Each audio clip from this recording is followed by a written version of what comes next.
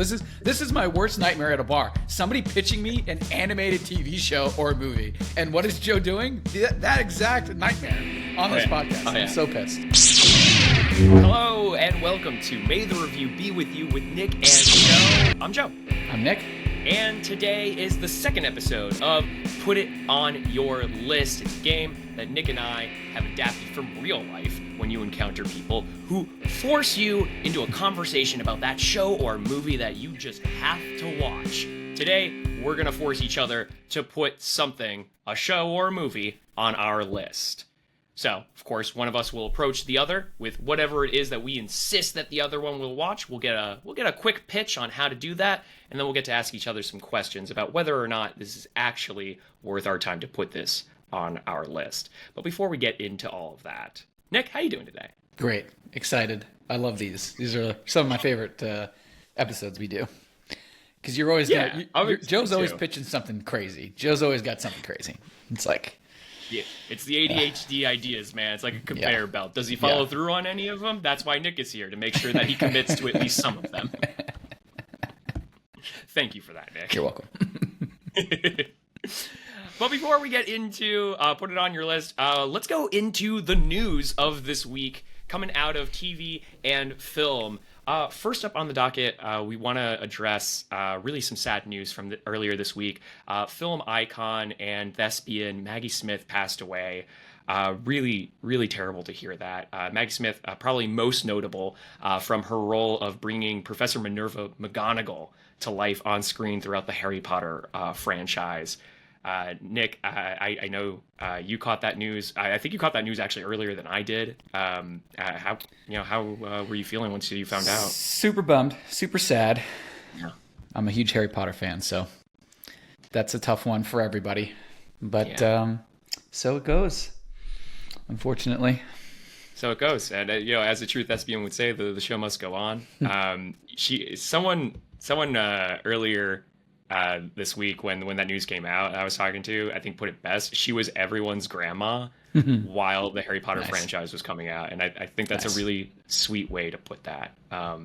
If you haven't caught up on either Daniel Radcliffe's or Emma Watson's eulogies of her, be sure to look those up. They're really sweet, a really amazing send-off, and just wands up for Maggie Smith, a true film icon. As the show goes on, looking at other film news from this week, let's talk about the James Gunn universe, because there was some big headlines coming out. The last time we did this episode of Put It On Your List, we actually talked about Lanterns, and we have some news on Lanterns. We were speculating about who was going to get the job of Hal Jordan, and we have an answer. It's Kyle Chandler. Kyle Chandler is Hal Jordan, the guy from Friday Night Lights. It's him. He's gonna don the jumpsuit, and he's gonna jump in a jet. He's gonna wear the ring. Nick, how we feeling? I have no idea where they're going with this. It's like totally shocking to me. Like, Kyle Chandler is like awesome. He's played some really fun, like, cool roles. Like, of course, coaching Friday Night Lights. Like, that's a pretty iconic thing, right? It seems so strange to me because he's like 59 years old. So are we getting like an older Hal Jordan then, I guess, like storyline? Like, that must be where they're going, unless they're going to CGI make him younger. I don't know why they would do that, but DC's done plenty of things that I don't know why they did recently, in the last 10 years. So who knows? Benefit of the doubt working here because it's James Gunn's universe now. So we'll see how it goes. It is a weird choice. I mean, as far as like trying to bring stardom to the role, it's a weird choice because like, I mean, we keep bringing it up. Friday Night Lights, easily the most iconic thing that he has on his resume. Maybe it's not your favorite thing that you've seen him in. If you have a movie or a TV show that you absolutely loved him in that we haven't named, Super 8 would probably be the first thing that I think of. But I wouldn't say he was a major role in that. Yeah. Tell us what it is, because like this is kind of a mystery to me. Like, again, what was that? Late 90s, early 2000s? Friday Night Lights? Early, I think it's 2000s. Yeah, it feels like we're very far removed from like the peak of his stardom and like his ability to like bring in a crowd. Well, he also, the crowd thing's a good point. He was also the FBI agent though in Wolf of Wall Street, which was an awesome role. So that is true. That's but if you were going to the Wolf of Wall Street for Kyle Chandler's character, yeah, that's true. Please let us know and why. I really would love to know why. That's a good point. The only speculation I have on this, Nick, as to why they're doing this, he's a seasoned actor, right? But I think you brought up a really great point. They purposely want to go with like an older Hal Jordan, and I think the reason for it is so we know that this show is supposed to be like a true detective sort of show, right? And they even have a true detective writer on it. They have Tom King, who's a Batman comic book writer, and then Damian Limloff, who is the Lost writer. So like they clearly want to create a mystique or mysterious like type of show. And I think if Hal Jordan is just starting out as a Green Lantern, maybe he can bring like his military experience. Like, he has he's a seasoned military detective, right? Or something, like being a jet pilot or something. Or he's a seasoned Green Lantern, right? It's one of those two things. That's what they're trying to do here. Right. Either way, I'm surprisingly more excited for this show than I thought I would be. We got one other bit of news that came out of that from that announcement. We found out that they are trying to cast John Jones, who is the second Green Lantern, to show up in the franchise. And we actually have two names that are coming out of this: Aaron Pierre and Stefan James. Aaron Pierre getting a lot of notoriety right now for Rebel Ridge, which I have not seen that yet, but apparently I have to. Apparently I have to put that on my list, is what I'm learning. Mufasa is coming out later this year. He's playing young Mufasa. That wasn't a movie I was really planning on watching, but that's really awesome that he's the star of that. Stefan James, if Beale Street Could Talk, Selma, Clue the TV show, he's got actually surprisingly like, I feel like he's been a quiet actor with a surprisingly like well-studded resume. So I'm not sure who I'd prefer to see here, but if the tides of crowd power are bringing anyone around, I feel like it might be Aaron Pierre right now, because apparently he's really hot in Hollywood right now. We'll see. Last thing, at least for DC stuff, there was a short little announcement about DC villains, some kind of DC villains project that James Gunn is designing with two characters that they're trying to cast right now, Deathstroke and Bane, being part of this project. Not sure what they're going for here. Not sure if this is supposed to be like a Suicide Squad thing, or just like, truthfully, I don't know. I don't know what we're going for here. We shall see. I was born in it, molded by it. I've always really loved Deathstroke. Same. Yeah, more media love for Deathstroke. That is great. And I guess to segue actually into our next headline perfectly, the Marvel equivalent of Deathstroke, Nick. Deadpool and Wolverine. Deadpool and Wolverine streaming October 1st. Just catch me watching that repeatedly for about 3 weeks and nothing else. So look out for that. And I've been waiting to hear this news for a long time. Me too. I haven't had time to go to the movie theater to watch this again, but I really want to watch this again. I know. I can't wait. It's going to be glorious. And to segue to the world of dinosaurs, Jurassic World Rebirth. What? Yeah, I know. Jurassic World Rebirth has wrapped filming. That's coming out in 2025. More Jurassic Park stuff. We love those stories. I think the previous trilogy probably ended slightly flat, but we'll see what happens here with the Rebirth, which, is, I guess, not a working title. So anyway, Scarlett Johansson's in it, so it should be hopefully good. I didn't know that. We love Scarlett Johansson. Yeah, ScarJo. Who doesn't love ScarJo? I'm going to watch it, so we'll see. I'm unfortunately going to watch it, Nick. I don't like Jurassic. The Jurassic franchise is one of those franchises that like I don't think is good. I actually think it sucks.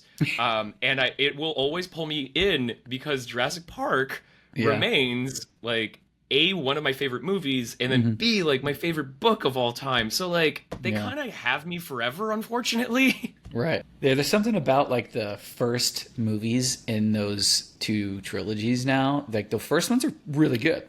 Like they're awesome. And then it just like tails off as they continue the storyline, It's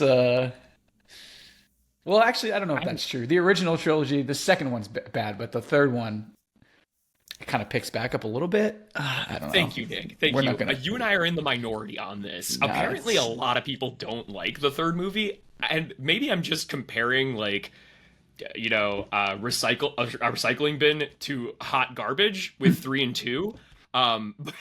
But I like the third movie. Just give me more Alan Grant any day. Yeah, you know, the third movie is way better than the second one. The second one is hot garbage. Hot garbage. God, it's bad. Anyway, I don't mind Jurassic World. Jurassic World is at least very fun. Yeah. I have my problems with it, but it's a fun movie. It's a good popcorn, go to the movie theater film. 2 and 3, holy crap. Listen, isn't that what that's what oh my god, Jeff Goldblum, Ian Malcolm, what does he say like when they're in the Triceratops poo? That is one big pile of shit. That's what Fallen Kingdom and whatever the third one is. Dominion. Best part of Dominion was having the original 3 characters back together. That was fun. Yeah, that was nice. They got the nostalgia feels out of me there. Well played. But for now, to close out our movie headlines, we would be remiss in not bringing up the fact that Francis Ford Coppola's project, 40 years in the making, Megalopolis, I can't even say it. Megalopolis. Finally premiered. Metalocalypse. That's a good show. Yeah. Megalopolis has premiered this week to less than stellar reviews. See, I didn't even know. I didn't even know it came out. I had no idea it was in theaters. Well, that's I really haven't heard tough. A lot of people talking about it. Which is, it's funny, actually, I heard more people talking about the viral campaign from a couple weeks ago when I forgot who was bringing out the advertisement, but it almost seems like they were purposely trying to get ahead of the bad reviews on this movie. Right. Because they were bringing up his other projects. They were like, all the reviews on The Godfather said it was terrible. All the reviews on Apocalypse Now said it was garbage. But those are film classics that you hold dearly to this day. And everyone attacked this campaign and they were like, nobody said that. Nobody said that about those films. You're lying. Well, that's probably one we'll just wait till it comes out on streaming, I guess, based on how that's gone. So, hey, I will say this: I've heard just very briefly from 2 reviews that Aubrey Plaza apparently is just awesome in this movie, which nice. That's not really that surprising because she's awesome in everything. Yeah. But yeah, apparently we get to see a little bit more of her acting chops, other than what she's mostly known for, probably Parks and Rec. As far as that character goes, right? April. But yeah. So I don't know. Best of luck to Francis Ford Coppola and the film. Maybe they were right. Maybe the film reviews are unfair. We'll be the judge of that when we get to it. But for now, I think it is time we get to the nuts and bolts of today's episode. Put it on your list. Dun, dun, dun. So, as we discussed last time, or earlier in this podcast, Nick and I are going to take turns on pitching a show or a movie to each other. On the docket for today, we have Over the Garden Wall and Kate and Leopold. So, last time, when we were trying to figure out who was going to go first, Nick just asserted himself forward and decided that he should pitch. Well, that is happening again because I am going first, sir. Here we go. There it is. There it is. I offered you an olive branch here. Until you bring a coin to flip, I will be going first, sir. Yeah. All right. You know what? Good job. Good job. I deserve that. Yeah, I will. Today? Yeah, I will. I don't know. Does a poker chip count? I don't even know why I have this. I have a poker chip. I don't play poker. Well, it doesn't, and it won't today. So here we go. It's the same on either side, so it wouldn't even work. It's like two-faced die. Take a little, just cross out one side with a pen. Okay, so without further ado, it's my turn. Pitch me your show or movie. I today am pitching the movie called Kate and Leopold. This is the Hugh Jackman movie that you and your friends have not seen. Came out in, I believe, 2001 timeframe. It is both comedy, romantic comedy, and my favorite and your favorite, a time travel film. This is a Hugh Jackman time travel film directed by James Mangold. Oh, crap. Okay. Yeah, now that got your attention because Yeah, for those of you who are wondering, this is the same James who directed X-Men Origins Wolverine, Logan, recently Indiana Jones and the Dial of Destiny, as well as Ford versus Ferrari. And he's got like a stellar list of other things that he's directed. But this is like, he directed this movie and worked on the screenplay. The movie also stars Meg Ryan, Liv Schreiber, Bradley Whitford from The West Wing is in this movie. So I know this is very intriguing for you, Joe. Anyway, as I said, this movie's about time travel. It's a time travel film. Joe and I love time travel. We have our whole separate time travel draft that we've been doing for the last year, which you can check out on our YouTube channel. And yeah, I don't want to give too much away, but essentially Hugh Jackman plays a duke from 1876 who finds himself in 21st century New York, where he meets a girl, Meg Ryan's character. And the way that he gets there, the time travel aspect of this film is gravitational time portal. The gravitational time portal. And I actually love the explanation of like the time travel science of this film. And so this is a must watch. You got to put it on your list. It's fun and like a little ridiculous, of course, because like, you know, we're talking about time travel, but that's why it's great. Kate and Leopold. All right, let me go ahead and say it. This already doesn't even seem fair because like we're probably gonna have to put this on the time travel list for season 2 of our time travel series. Yes. So cheater. You already got me there, but I guess I'll play the game and ask 3 questions anyway. Nick, what would you say is what would you say is the hook of this movie? Like what hooked you in? How weird Hugh Jackman's character is because he's from 1876. So like, and like pretty quickly he's in 21st century New York, but he's dressed like he's from 1876 the whole time. So it looks like he's just doing like a Broadway play the whole movie because he's completely out of place. And it's like fantastic. That's the hook. It's just Hugh Jackman basically doing like a Broadway play, like in 21st century New York, like at like normal interactions. It's ridiculous. So is it all right? So second question. So is it more drama or is it more comedy? Because it sounds like it's silly too. Are you suggesting, madam, there exists a law compelling gentlemen to lay hold of canine bowel movements? I'm suggesting you pick the poop up now. He thinks he's a duke. Yes. Oh, it's more comedy. It's more comedy. Yeah, there's some drama in there, which is why it's like it's really cool. But it's more comedy, at least for me. What would you say is the weakest part about the film? The weakest part is really like the storyline as far as it being a time travel film and just the sheer like ridiculousness of everything that happens essentially with how he gets there to the 21st century. Even though like it is explained very well from a time travel perspective, overall you're just like, this is like insane. Like what is going on? So I don't know if it's like necessarily weak, but it just the whole film you're kind of a little bit like thrown off because of how strange the whole concept is. Well, I'm in. I mean, I'm in. Of course I'm in. Yeah, you're in, dude. I had you at time travel Hugh Jackman film. James Marigold, Hugh Jackman. It's time travel. Time travel's my Achilles heel. Yeah. And we're going to put it on our time travel list anyway, but it sounds like actually I should make time to watch this sooner than next year. Yes. Yeah, no, I kind of want to watch it tonight. Last I checked, it was on HBO. I think it's still on HBO, so. That's a good call out, by the way. We should definitely make that a point of this podcast when we name shows where you can stream it. Yeah. Yeah, maybe we can get some money from HBO when we start doing that. Just let that hang there. Yeah.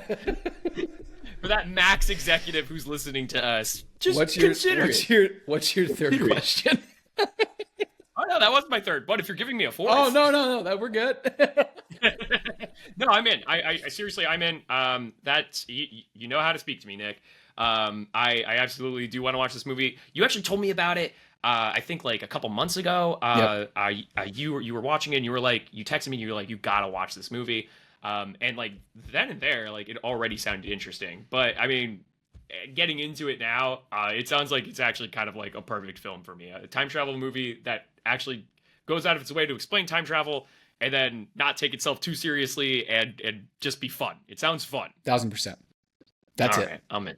Yes. All right. Yes. Admittedly, I am pitching something that's going to be a bit harder here. Yeah, typical. So typical. You know what? Go for the big swings is what I'm all about. All right. Go for the. You might miss, but man, it's gonna be spectacular when you do.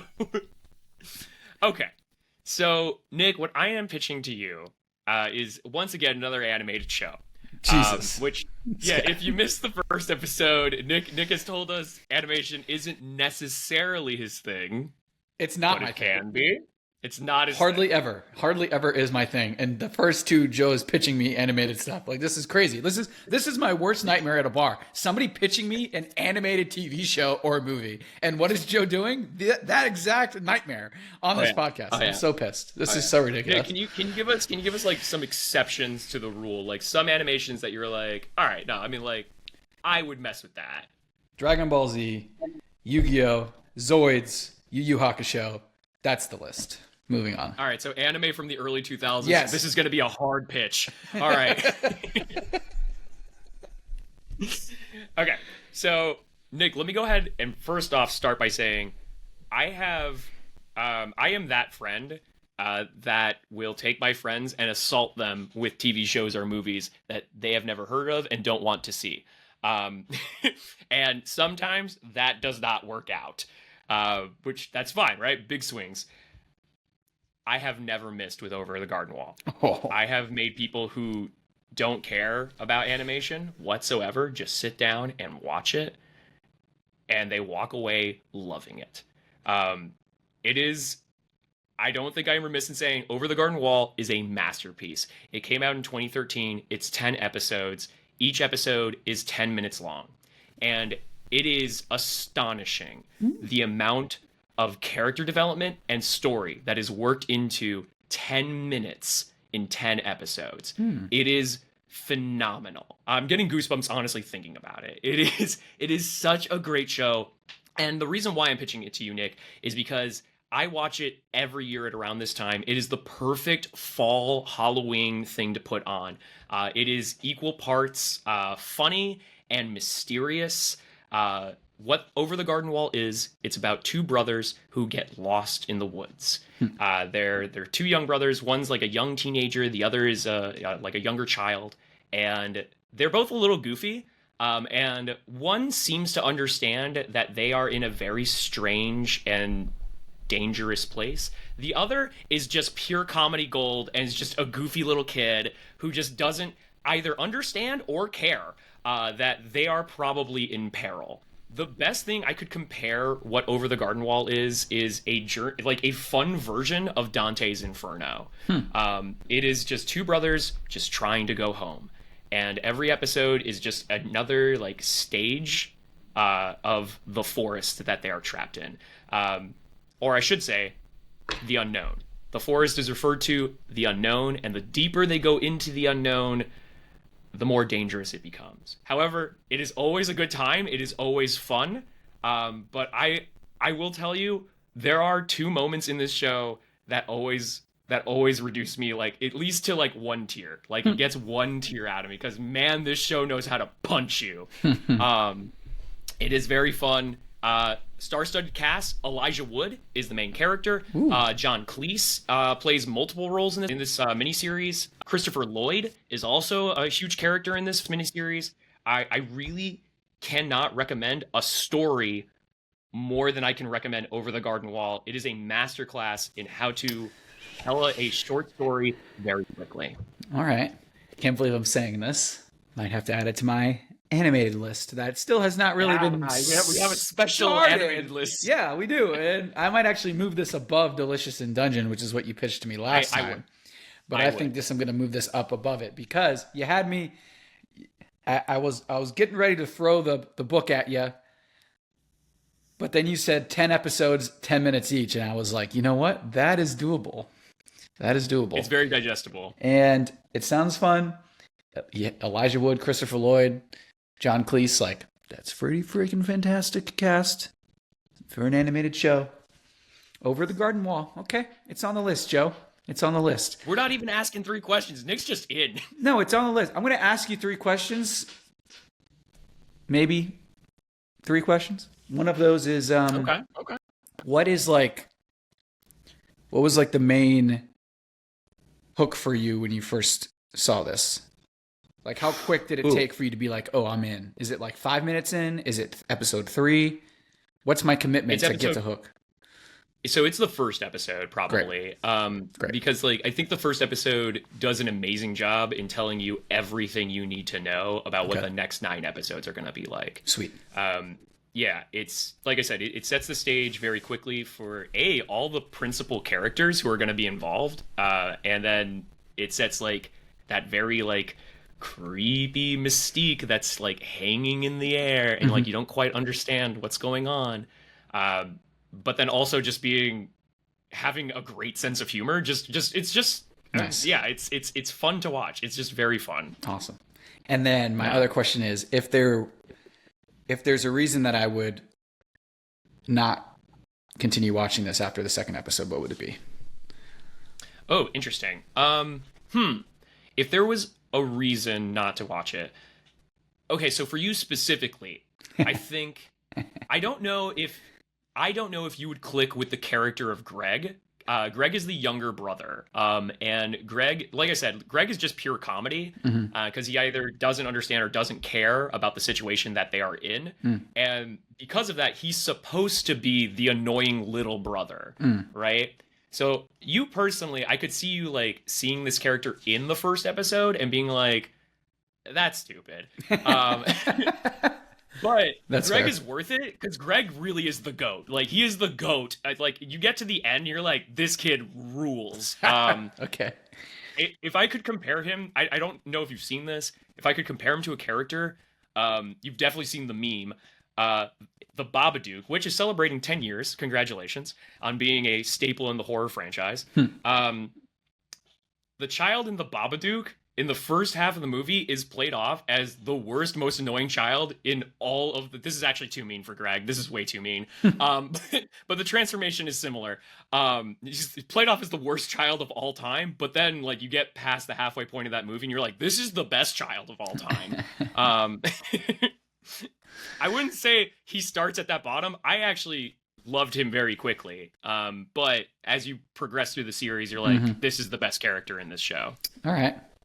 I mean, it's intriguing. And then my third question is, where can I watch this? Great question. I believe it is on Netflix. If not, no, I'm sorry. It's actually on Hulu. Okay. It is on Hulu right now. All right. So Disney Plus. If you got the package. Disney Plus. There you go. Yeah.